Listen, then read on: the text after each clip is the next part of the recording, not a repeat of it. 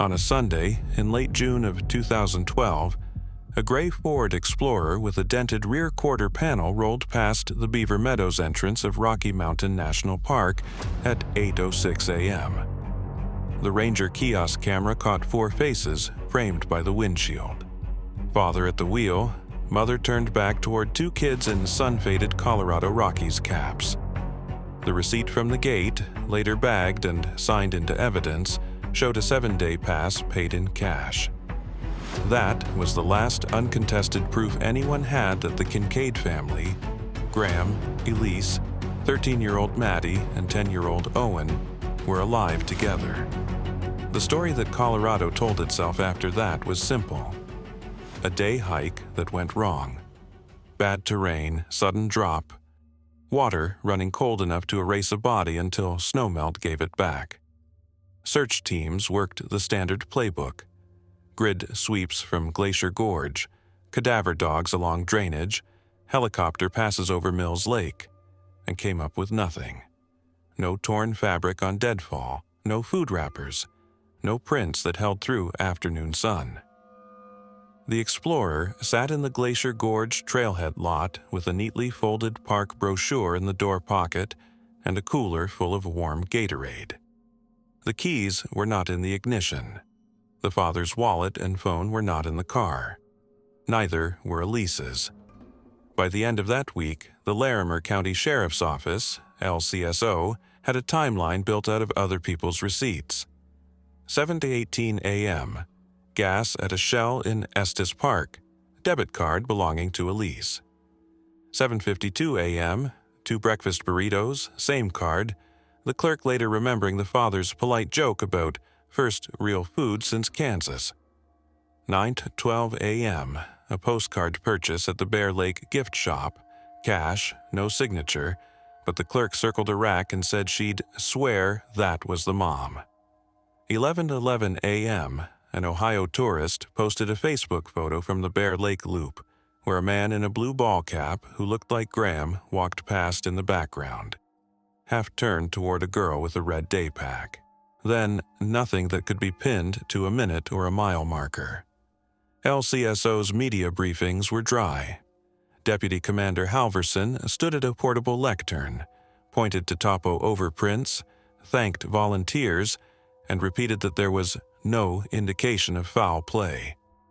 The Explorer's cargo area looked like every other family car on a summer trip. Folding camp chairs, 2 cheap rods from a big box store, a Rubbermaid tub of snacks. If anything was off, it was the absence of actual hiking gear. Maddie and Owen's shoes, found later at the motel, were more playground than granite. That detail sat in the file without a red underline.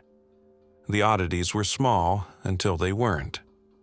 The motel manager at the Alpine Trail Inn had already turned over the room to housekeeping when detectives bagged the trash from the bathroom. In the lining of the can, they found a strip of painter's plastic, clear, cut with box cutter precision, edges taped over with blue masking tape to keep it from sticking to itself. It meant nothing to anyone then. People do strange things to keep their suitcases dry. A note in the margin of a property form marked it and moved on. A month later, with no remains and no financial activity from anyone in the family, the case went to the slow drawer. A year later, it was cold. 4 years later, for insurance and probate purposes, the state of Colorado issued presumptive death certificates for all 4 Kincaids. The father's name went on a plaque by a trailhead where the search and rescue team kept their memorial bench. People left flowers. LCSO boxed the binders and sent a short letter to Elise's sister in Wichita explaining the administrative closure. No bodies, no answers. The kind of story neighbors repeat to each other as a warning about switchbacks and thin air. 13 years later, on a Tuesday in July, a storage facility assistant manager in Mesa, Arizona, scanned a driver's license handed over by a new month-to-month renter and felt the back of her neck go tight. The man on the license smiled with his mouth more than his eyes. He had a clean-shaven jaw with a shallow divot on the left side. The same divot looked back from a missing persons flyer she had taped to a corkboard in 2019 during a true crime phase that she hadn't indulged in for years. The name on the license said Michael Laird. The system beeped an approval. The man asked if any units had roll-up doors rather than swing-outs because he had long items. He signed the rental agreement with a looping hand that never fully dotted the I. The assistant manager, Julia Hammond, went home and typed "Kincaid missing Rocky Mountain" into a search bar, then stared at side-by-side photos for 20 minutes. The chin divot, the slight overbite, the crown on a lateral incisor that reflected light the same way in 2 different decades.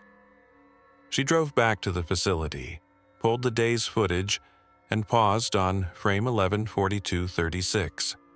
A lean, tanned man in a hardware store polo and steel toes stepping through the gate, code in one hand, coil of blue painter's tape in the other, as if he'd just tossed it on the counter and forgotten to bag it. She called the Larimer County tip line she found on a cached news article and said she might be wrong, but she didn't think she was. Detective Lena Ortiz, LCSO Major Crimes, was 6 months into a transfer from property when the call hit her desk. She ran the plate the Mesa PD sent back from camera capture at the gate. A Ford F-150 registered to a company called Desert Anchor Improvements, LLC. Sunbelt contractors come and go. LLCs are just names on papers. But Desert Anchor's articles of organization showed a manager named M. Laird with a P.O. box. Ortiz pushed on the P.O. box, which linked to a UPS store mailbox rented with the second ID, an Oregon non-driver card for Matthew Lane. The photo on the Oregon card and the Mesa license looked a year apart, not a state apart. Ortiz called in a facial recognition request through a regional task force. The match score came back in the high 90s when compared against the Kincaid DMV photo. Formal confirmation would need prints or DNA. She didn't have those. She had a gut, a witness, and a storage unit paid through the end of the month. The Colorado Attorney General's office signed off on a new investigative classification. The Kincaid file came out of the drawer. When you open old boxes, they give up smells and mistakes. Ortiz didn't care about the smell. She cared about the painter's plastic in the motel bathroom, the cash for the park pass when Elise used cards for everything else, and the one incongruent charge that sat there for years. Bear spray and a carbon monoxide detector from a hardware chain on Highway 36, 3 hours after the family supposedly left for a hike. Nobody buys a plug-in CO detector when they're heading to a trailhead. Somebody buys it when they're wiring something temporary in a closed space. She built a tight, testable list. What did the original search assume? That all 4 Kincaids left the lot together, on foot, for Bear Lake or Glacier Gorge. What could be disproved? They had no recorded time beyond the gate camera. The gift shop ID was a clerk's memory months later. The Facebook photo was a man in a cap in the background. You can make 100 faces fit a cap in a crowd if the story in your head wants them. The only hard anchor after 8:06 a.m. was the Explorer in the lot and the phone data that was never there, because both adult phones went dark before they hit the park boundary. Put differently, the official timeline was built on a parked SUV in someone's confidence. Ortiz asked for the motel surveillance drives, long overwritten. The motel owner kept a habit that lived on paper: a maintenance log for smoke detector battery swaps, towel inventory, and front desk phone calls. June 23, 2012, 12:41 a.m. A room-to-room call from 104 to 203 logged as complaint about noise, resolved. 104 was the Kincaid's room. 203 was occupied by a middle-aged man traveling alone who paid in cash and left at 6:13 a.m., per a handwritten note, because the manager was on smoke break and watched him drive off. The man had asked for extra ice at 12:15 a.m., and a box cutter at 12:34 a.m. to open shipping tape on a cooler. The front desk clerk had crossed out box cutter and written utility knife, returned. The clerk died in 2018. The knife never made it into any inventory. The explorer's forensic report, thin by 2025 standards, still gave Ortiz one thing no one had leaned on: a trace lift from the underside of the cargo floor panel that never matched any family member. The lift had been too partial for CODIS. Technology changed. A call to the state lab and an expedited touch DNA protocol later, they pulled a profile consistent with a male relative of Graham Kincaid. Not Graham himself. Someone upstream. That meant nothing until it did. Ortiz asked for a cheek swab from Elisa's sister, who had raised what was left of the Kincaid estate. She got it. The lab's notation came back. The profile under the cargo floor was consistent with the biological father of Graham Kincaid. Graham had borrowed his father's old utility truck more than once in the months before the trip, according to a note Elise had scribbled in a grocery list margin about picking up kids from soccer because G's got his dad's truck again. The inference was narrow but pointed. Graham moved something into or out of the explorer's cargo area in his father's presence, or he used a panel his father had worked on. It wasn't proof. It was a pressure point. Mesa PD served a subpoena on Unit C-117 at Valley Secure Storage with Ortiz on a video call from Fort Collins. The roll-up door rattled. The guy on the rental file didn't show. A musty, drywall dust smell spilled out. The unit was professionally packed. Shelving built from 2x4s, toolboxes labeled with a label maker, bins with contractor garbage bags doubled inside. On the top shelf, wrapped in painter's plastic and taped with blue masking tape, was a folded black cargo mat from a mid-2000s Ford Explorer. A faded sticker on the underside matched a VIN sequence written in Sharpie from the original RMNP tow and tow yard inventory sheet. Whoever had signed the release of personal effects in 2013 when the Explorer was auctioned had taken the cargo mat home. The signature on that 2013 form, a cousin of Graham's who swore he'd been doing a favor for Graham's dad back before the stroke. Ortiz called him. He said he'd been asked to pick up some mats and a cooler to save the tow fees. He'd given them to an uncle. He didn't remember which uncle. People forget when forgetting keeps dinner invitations coming. Under the cargo mat, in the same surgeon-level wrapping, were 4 enameled tin mugs with chipped rims stamped with a Novelty Bear logo. A photo in the case file showed the exact brand on a kitchen counter in the Kincaid home, next to a school permission slip about a science camp that Owen never attended. Each mug had a bit of epoxy in the base, sealing a factory drain hole. No one seals a mug unless they're hiding a rattle. Techs x-rayed the mugs on site. 2 contained nothing but epoxy. 1 showed a thin blade of metal embedded in resin. The 4th showed a loop of thin wire, and what looked like a micro SD card blistered into the epoxy's edge. Someone had turned cups into dead drop devices and then glued them shut to look like souvenirs. The unit held other things that didn't announce themselves as loudly. Half a spool of paracord, a roll of contractor bags, a taped bundle of old newspaper dated 4 days after the Kincaid's check-in at the Alpine Trail Inn. The Denver edition turned to the obits. Ortiz flew to Arizona with a court order for prints and a quiet plan. Mesa PD had already pulled footage from a month back. Michael Laird came twice a week, always alone, always with gloves. No one wears gloves in July in Mesa unless they're keeping fingerprints off something.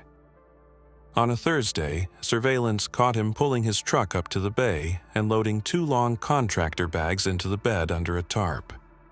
He took the freeway west toward Buckeye and got lost in the smear of plates on an afternoon heat shimmer. It was too late to grab him at the unit without blowing the chance to see where he went when he wasn't packing. Ortiz told Mesa to sit tight and sent a quiet request to USPS Inspection Service about that UPS mailbox. The application packet from Matthew Lane included a photocopy of a birth certificate from Oregon with a mid-1970s year and a hospital that had closed in 1989. The certificate paper tested modern. The clerk who notarized the form didn't exist in the Secretary of State's ledger. Someone had built an identity and never expected anyone to check the ink. Back in Colorado, Ortiz rebuilt the 2012 Weekend Hour by Hour with fresh eyes and a bias toward the simplest explanation that fit every fact. You don't lose 4 people to a day hike with no gear. You don't get 4 financial lives to go dark on the same minute unless a single hand controls the switch. You don't wrap painter's plastic with blue tape in a motel bathroom because you're neat. You do it because you don't want blood to wick into grout. There had been no blood documented anywhere in 2012, but Ortiz's lab, given a square of the Alpine Trail-In bathroom baseboard recovered from a remodel in 2019, pulled a few specks out from under a quarter-round strip with phenolphthalein and a persistence that 2012's budget didn't allow. The partial DNA mixed profile was consistent with Elise and one of the children. Not conclusive in court. Conclusive enough to change what you called the file. The Mesa witness who started it, Julia Hammond, agreed to a formal recorded interview. She added a detail she hadn't thought mattered. The man, who called himself Michael Laird, had asked whether the facility would allow drilling into the concrete floor to anchor a workbench. He used the word anchor casually, like a man referencing his own company without meaning to. Desert Anchor Improvements. He also asked, offhand, as if he were just chatting about cars, how often the exterior cameras were serviced and whether old footage was ever recycled onto new drives. The arrest plan wrote itself slowly, and then all at once. Before you knock on a door belonging to a man who rehearses new lives, you want more than a chin divot and a cargo mat. Ortiz pulled a search warrant on the storage unit in the truck with the court's blessing. Mesa PD boxed the unit, photographed every label, and took the epoxy mugs to a lab that could dissolve resin without destroying what was inside. The micro SD card held photos, a crawlspace lit by a contractor light, a sheet of blue plastic taped wall to wall, a CO detector in the foreground flashing a test pattern, and a woman's shadow cast across the plastic as if she were suspended in air. Metadata was scrubbed. The camera model matched a cheap action camera sold in 2012 in big numbers to mountain tourists and men who wanted to film work they could not show anyone. At 7:42 a.m. on a Tuesday, Ortiz stood with Mesa detectives outside a tan stucco house in a subdivision where the HOA wrote letters if you left a trash can by the curb too long. A girl's bicycle lay on the lawn across the street. A sprinkling system hissed. None of that mattered to the knock. When the door opened, the man who had left a park in 2012 and entered a file cabinet in 2016 looked at Ortiz as if she were a utility bill he didn't remember authorizing. He had a ring on his left hand he hadn't had in any old photo and a wedding portrait on an entryway table with a woman who looked younger than Elise had been. The man smiled with his mouth more than his eyes. "Michael Laird?" a Mesa detective asked. The man nodded once and kept his hands where everyone could see them. Ortiz looked past him, through the entryway, to a wall where a tourist frame held a photo of a lake with a boardwalk. If you'd been to Rocky Mountain National Park, you recognized Bear Lake immediately. The photo was taken from the same angle as the one in the 2012 Facebook post, but the people in the frame were different. The lake was the same. That, more than anything, told her the rest of the story would not be about getting lost on a trail.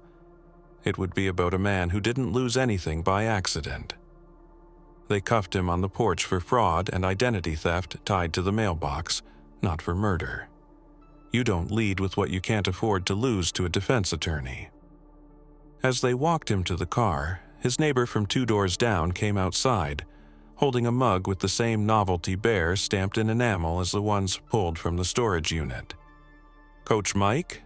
the neighbor said, baffled. "You hear about practice?" Ortiz didn't answer. She was already thinking about the motel utility knife, the plastic, the CO detector in a crawl space, and the bare fact that in 2012, the only person who had ever needed to be found alive in that park had been found. 13 years later, under a different name, coaching someone else's kid. The rest, she now knew, had never been lost to a switchback. They had been erased by design. They booked him on the mailbox fraud and the forged Oregon birth certificate, then split the house, truck, and storage unit into 3 teams with clean lanes. Ortiz took the house. Mesa crime scene went methodical. Walk-through, photos, hands-off, until the lab said otherwise. The garage was where the interesting things usually live, and this one looked like a contractor's catalog. Wall of pegboard, labeled bins, a rolling tool chest with drawer liners cut to fit each socket. The workbench was lag-bolted into the concrete with 4 anchor bolts drilled through steel feet. Under the bench, a toe-kick recessed panel had 8 screws that didn't match the rest. When they pulled it, they found a shallow cavity with 2 Pelican-style cases inside. One held cash in vacuum-sealed bricks, and a step-by-step printout for creating a CMRA mailbox with sample forms. The other held IDs. 2 driver's licenses from different states for Michael Laird, 1 non-driver ID for Matthew Lane, an expired commercial card for Caleb Ward, and a folded photocopy of a decades-old Social Security card for a name that belonged to a dead teenager out of Lynn County, Oregon. Every identity touched a western state and a box store within 1 highway exit of a harbor freight. In the kitchen, the rotor sat on a pantry shelf next to a basket marked Coach. The rotor had a USB port with a thumb drive jammed into it, wrapped in blue painter's tape. On the drive, the directory structure copied normal life: taxes, practice plans, invoices. But Fortran.zip sat inside invoices. It wasn't code. It was a compressed folder of scanned receipts that went backward to 2011. A hardware chain on Highway 36 for bear spray, and a plug-in carbon monoxide detector. A paint store for contractor plastic and tape. A discount tool retailer for utility knives and a rechargeable work light. A big box store for a 10x15 tarp and 2 bundles of contractor bags. On the back of the carbon monoxide detector receipt in ballpoint, someone had written, "Test then tape."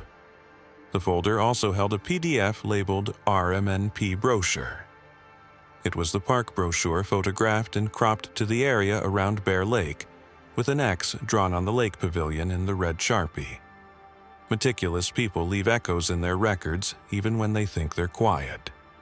Digital forensics imaged 2 laptops and a desktop tower. The tower held a small NAS drive in the bottom bay that would be missed if you didn't know to look. The browser history had been scrubbed to the bone.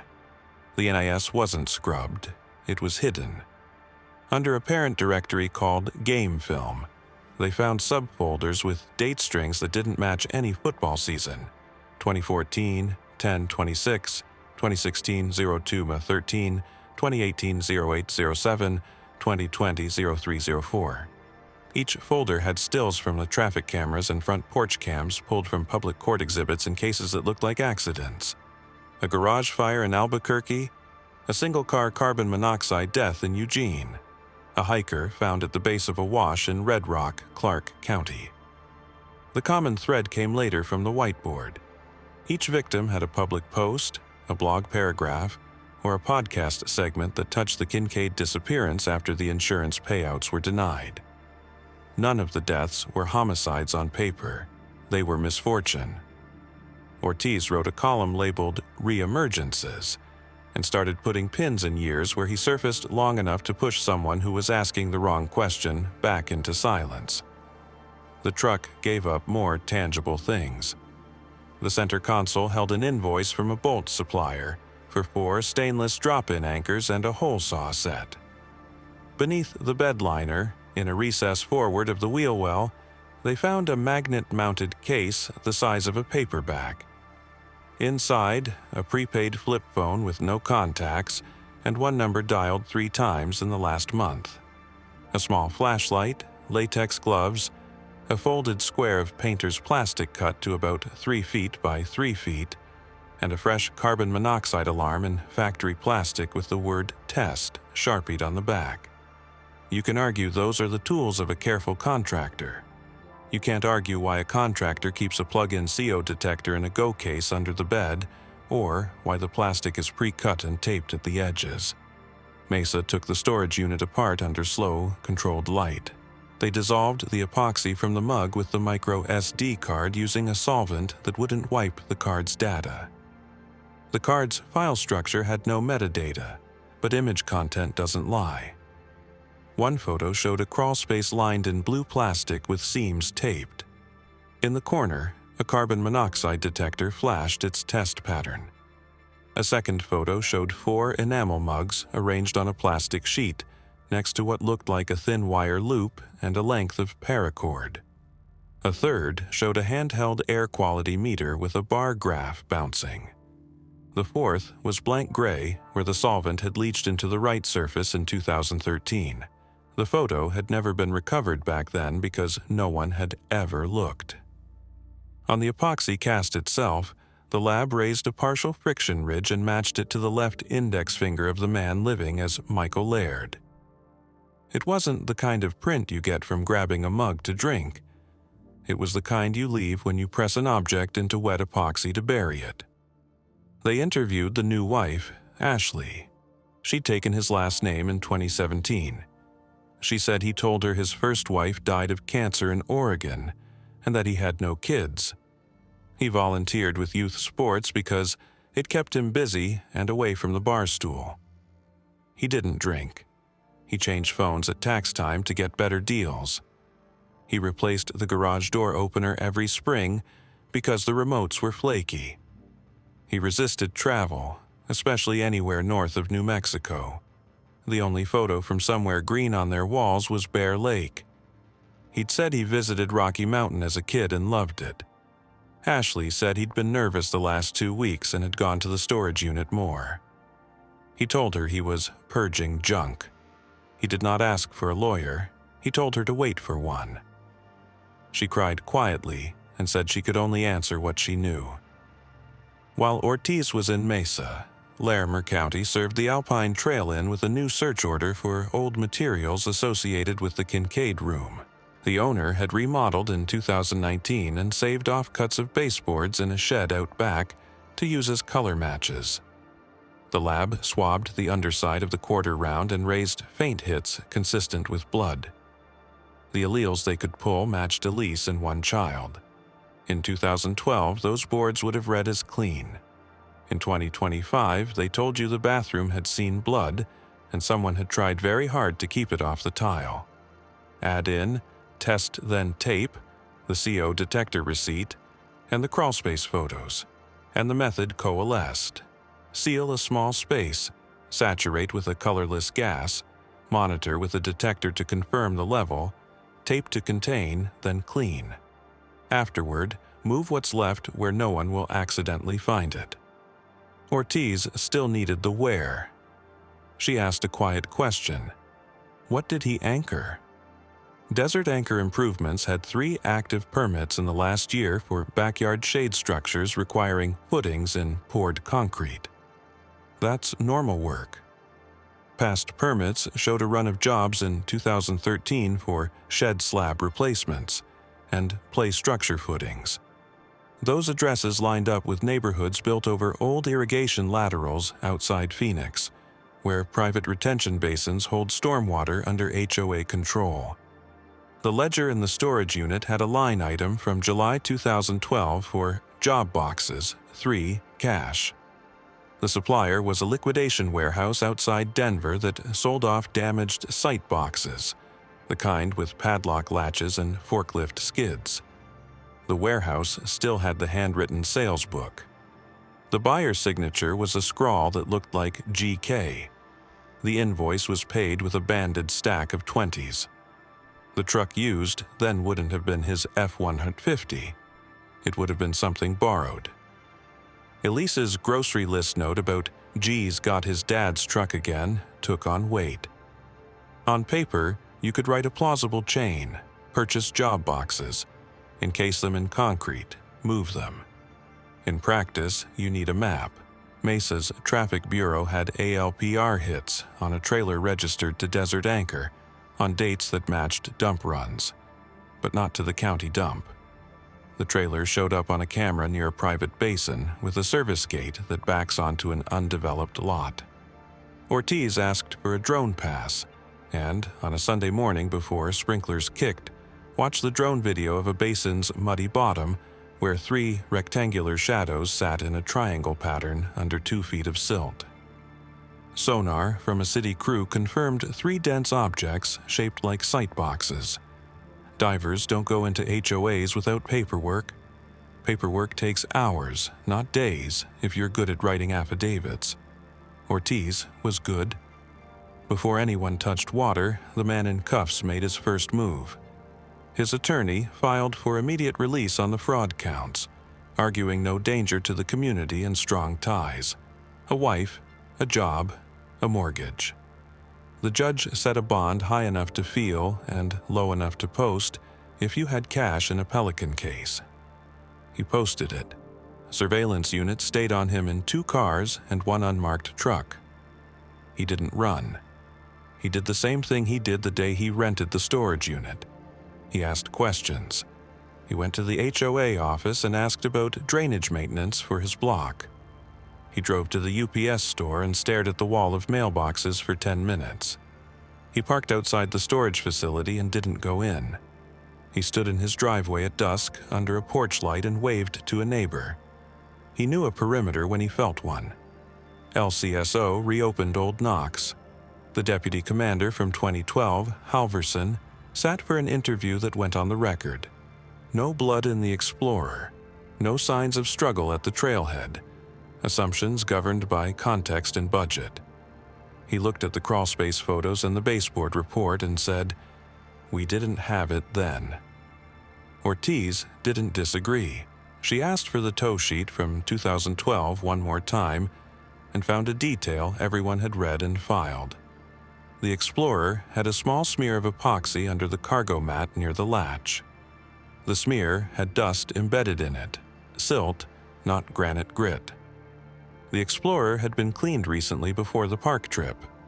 Cleaned of what wasn't testable in 2012. Testable now? The smear had been auctioned with the vehicle.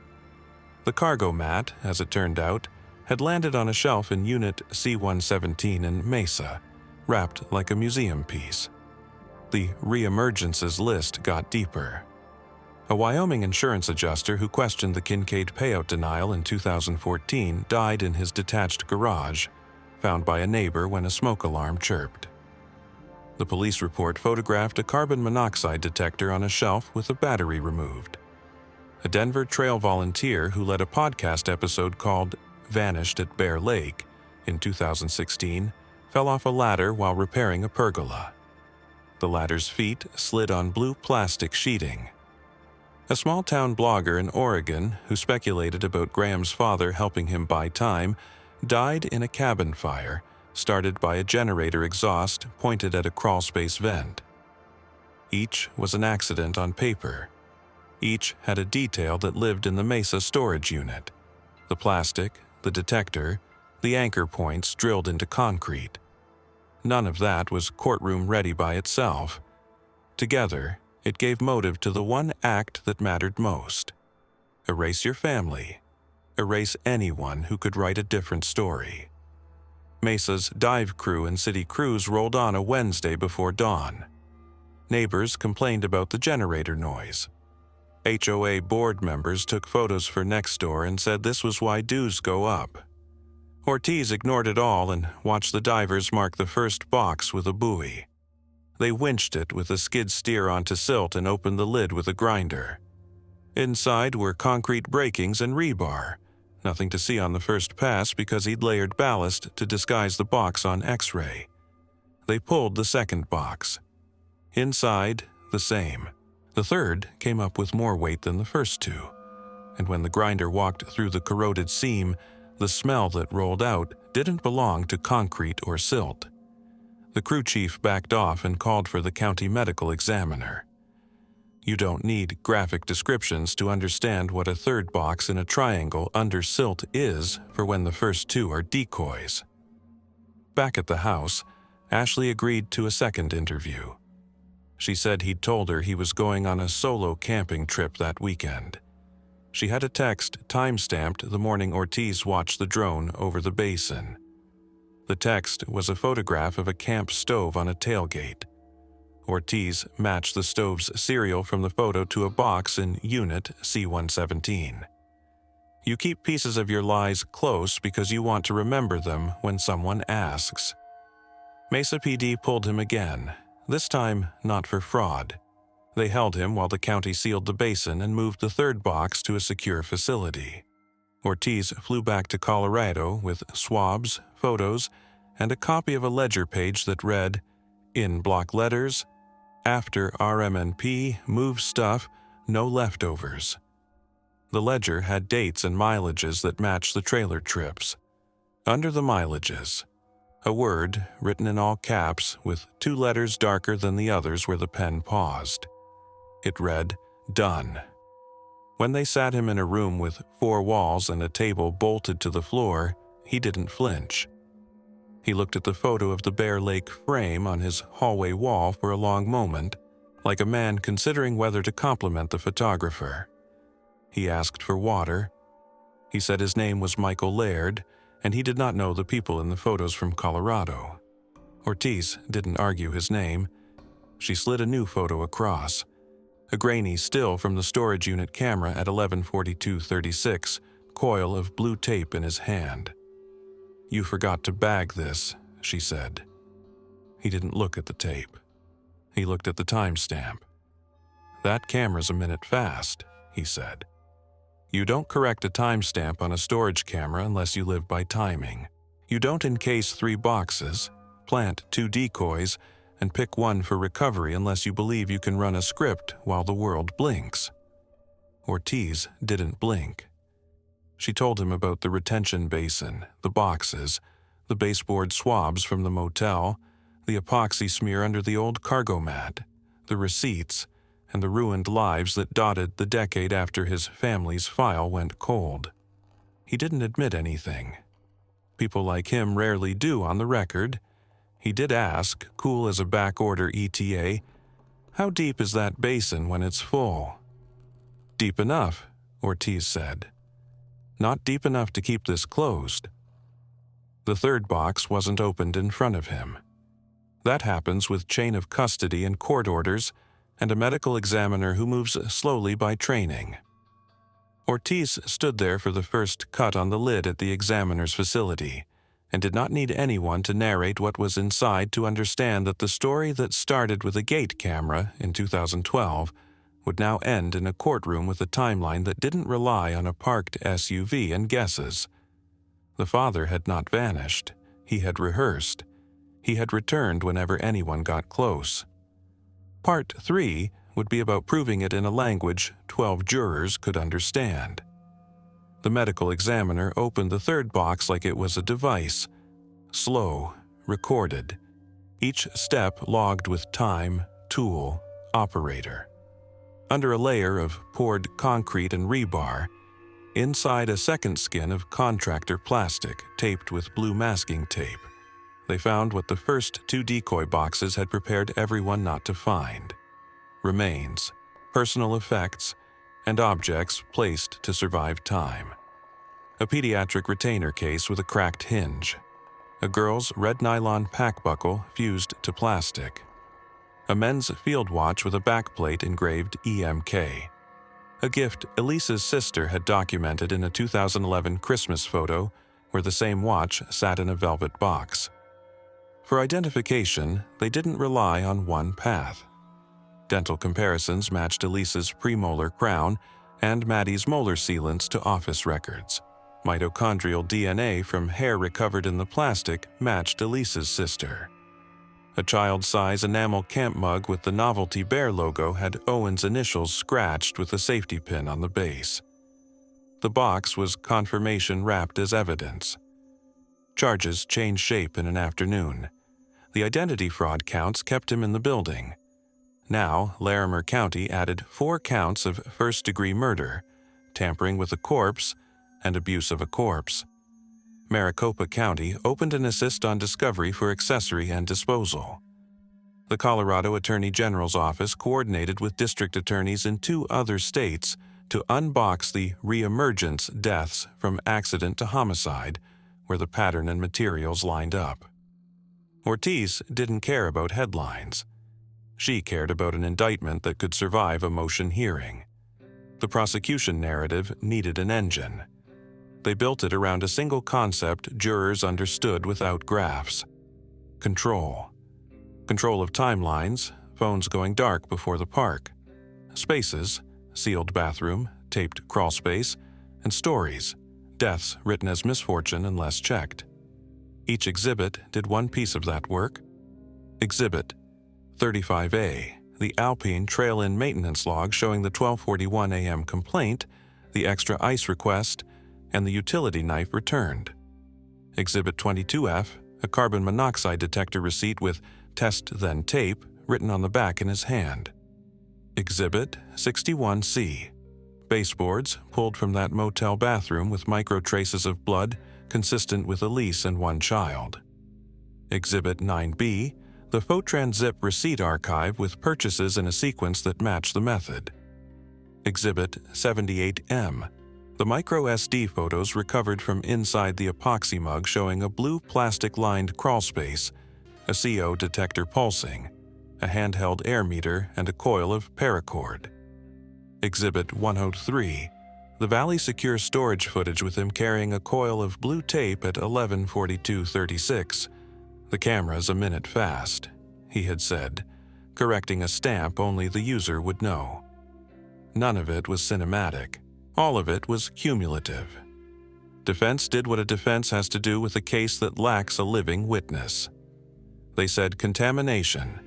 2012 standards were different. Motel materials sat in a shed for years. Storage solvents could alter prints. No video shows a killing. No direct evidence puts a hand on a throat. They said alternate suspects. A man in room 203 paid in cash and left early. The father's DNA was under the Explorer cargo panel. A cousin signed a tow yard release and could have moved things. The gate photo shows a cap, not a face. They said chain of custody gaps. The cargo mat moved from Colorado to Arizona. Mugs changed hands. Epoxy casts were dissolved years after they were made. And they said identity. My client is Michael Laird. Your story requires him to be someone else. The state answered with specifics, not adjectives. On identity, they walked jurors through a ladder. Facial recognition score. ALPR hits on the same commute for Desert Anchor and the F-150. The UPS mailbox file with a falsified Oregon birth certificate. The non-driver ID with the same photo used for Matthew Lane. The NAS drive labeled Game Film, holding data under a folder structure that used strings Graham used in 2011 work invoices recovered from Elise's old email archive via subpoena. A forensic dentist explained why the premolar crown match was a match. A geneticist explained what mitochondrial DNA is and why it tied remains to Elise's line. A toolmark examiner matched hole-saw chatter patterns on anchor bolts recovered from the garage bench to the same set found in the magnet-mounted underbed case and to anchors drilled years prior in a shed slab replacement job the defendant closed out in 2013. A digital analyst showed that the metadata was wiped, but pixel-level sensor noise linked the micro SD images to the specific action camera model in Unit C117 with a damaged column of photodiodes. On the motel bathroom, the state didn't guess. They rebuilt it in a lab bay. Same model fan, same cubic footage, same plug-in CO detector model, blue plastic taped at seams, painter's tape residue visible under a black light. They ran a controlled CO saturation test with the detector in view, recorded the alarm curve, and overlaid it on the pulsing light captured in the micro SD photo sequence. Same cadence. They didn't need to claim it happened in room 104. They needed to show the plan could occur exactly where the receipts put him the night before the hike. On the park, they undercut the narrative that 4 people walked into a trail and never came out with one hard fact: no gear. They showed the jurors the motel room inventory photo from 2012 with playground grade shoes and no trail map with Bear Lake circled. They showed that both adult phones went offline on the highway to the park, not after. They pointed to cash for the gate and a Reddit-famous Facebook photo mis-ID in which jurors could see how easy it is to want to see a familiar cap and call it a face. The only anchor inside the park was a 7-day pass paid in cash. Everything else that mattered happened before the car rolled past the kiosk. On the basin, they never said coffin. They said sight box, and then they cut to video of divers, the skid steer, the grinder, the chain of custody seal, the examiner's bay, the effects that survived concrete and time because someone placed them to survive, the watch, the retainer case, the enamel mug with the scratched OK. They called the city engineer to explain why a homeowners association retention basin has predictable maintenance cycles. In dry years, low water, easy access. In wet years, silt and depth. In all years, a sediment drift that will swallow heavy objects unless anchored. The ledger in the storage unit had a line in block letters: after RM&P, move stuff. No leftovers. Then a mileage string, then done. The engineer called that operations. The prosecutor called it completion of a crime. The re-emergence deaths were riskier because jurors disliked dots connected across jurisdictions.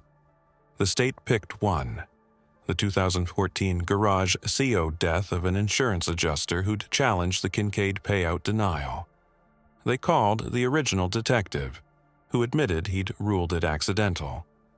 They called a fire investigator who said the CO detector on the shelf had a missing battery, a fact in the 2014 photos, and that the garage door seals had fresh painter's plastic residue on the jambs, never tested in 2014. They called a chemist who matched adhesive components and residue taken in 2025 from the old jam to the blue tape formula from a roll found in Unit C117, brand and plant specific. They called a tool mark examiner who matched anchor bolt chatter patterns from the adjuster's pergola footing, installed the same month by Desert Anchor Improvements, to the same hole saw signature. The state didn't say he killed everyone who asked questions. They said he had a method, he used it again, and he used the same tools and materials he kept and labeled. Julia Hammond, the Mesa storage assistant manager, took the stand without drama. She told the jury what she saw, what she recognized, and what she did according to the facility's manual. She wasn't an expert. She was a witness who could point to a chin divot and a coil of blue tape and say, "That detail made my neck go tight." She sat straight and didn't overreach. The defense tried to paint her as a true crime hobbyist hunting attention. She reminded the jury she called a tip line and went back to work her shift. Ashley testified from the same chair. The state was careful with her. She told the jury what her husband said about his past: a first wife dead of cancer, no kids, a desire to volunteer to stay busy. She described the garage workbench bolted to the slab, the annual ritual of replacing the garage door opener because the remotes were flaky, the insistence on using painter's plastic for small jobs when a tarp would have worked, the habit of swapping phones every tax season, the sudden interest in HOA drainage the week the divers pulled the box, the text from a camping trip, showing a tailgate stove whose serial number matched a box in the storage unit. The prosecutor didn't ask her to name what that meant. They let the jury add it. The father's father, frail, on oxygen, appeared by videotaped deposition. He confirmed that his son had borrowed his old utility truck that June, and that he had helped his son load some boxes to avoid tow fees. He didn't remember what boxes looked like. He didn't remember where they went. The state asked him to identify his own signature on a DMV title transfer from 2012 for the old truck. He looked at the page for a long time and shook his head. The point wasn't perjury. The point was how a man uses family as a tool. When the defendant took the stand, he did what calm men do. He denied. He called himself Michael Laird. He said he bought used tools, that epoxy gets everywhere, that he used anchors because you don't set benches on dust, that the mugs in the unit were junk, that he helped with HOA projects, that the UPS mailbox is how small businesses manage packages, that the ledger entries were shop talk, that the Bear Lake frame on his wall was from a thrift store. He corrected the storage camera timestamp again, casually, like a man who owns small details so big ones slide. On cross, the prosecutor asked simple yes-no questions and held paper in one hand. Is this your hand in the frame at Valley Secure Storage, holding blue painter's tape? Yes. Is this your garage workbench, bolted with 4 drop-in anchors? Yes. Is this your hole saw set, recovered from your truck, matched to the chatter marks on that anchor? Yes. Did you write after RMNP, move stuff, no leftovers in this ledger from your storage unit? No. Is this your wife in this photo in front of Bear Lake? Yes.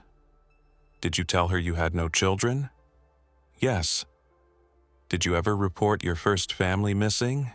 He paused because denial required a frame that would collapse with one word.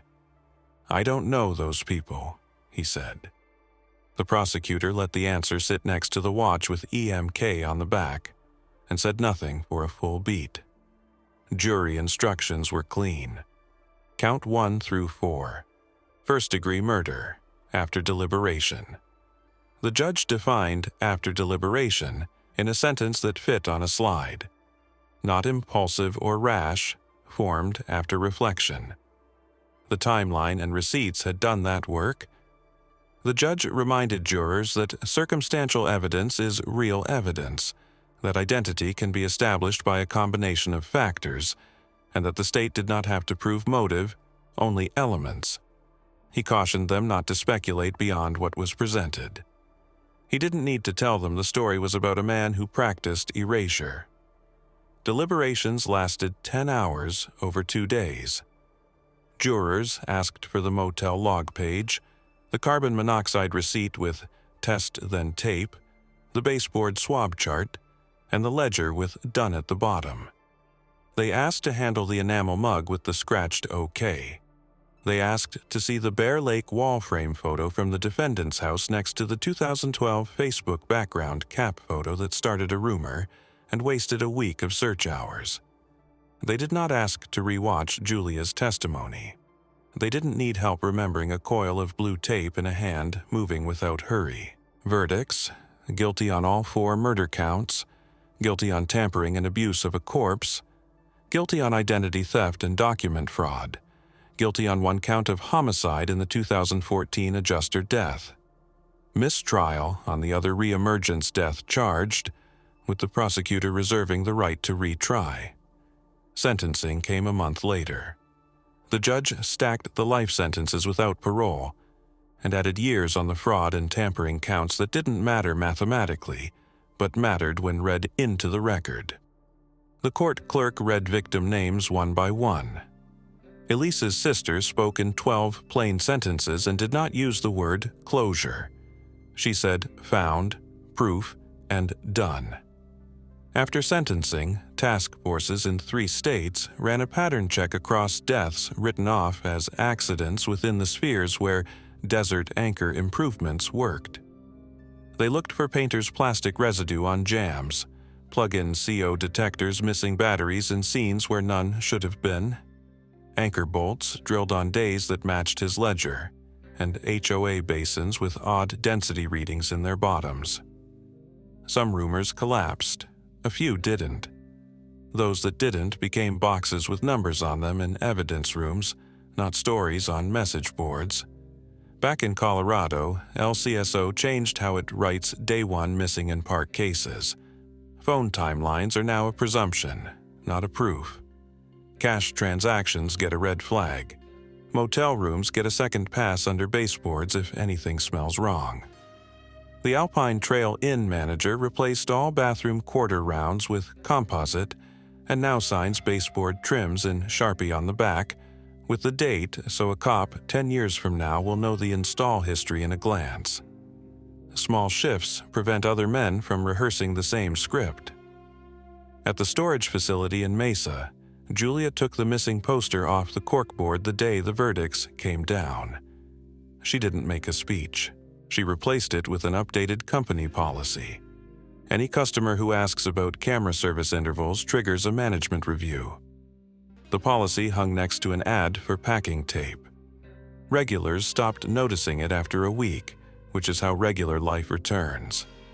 Ortiz boxed and cataloged and forwarded as she'd been trained to do. She kept one copy of the tow yard inventory, pure habit, to remind her how a smear of epoxy under a cargo mat and a motel log scribble become a courtroom sentence when you don't let go of small, testable facts. On her office whiteboard, the column labeled Reemergences was reduced to 2 entries without check marks. Work for other weeks. The state's closing paragraph in the press release did not use adjectives. A man reported missing did not vanish. He staged a disappearance. He killed his family. He built new names. He returned when people asked the right questions. He is in prison for the rest of his life. It ended with the time code from the first piece of paper that started the file. A gate receipt at 8:06 a.m., payment in cash. No gear. And, as of this case, no way to sell that as a hike gone wrong again.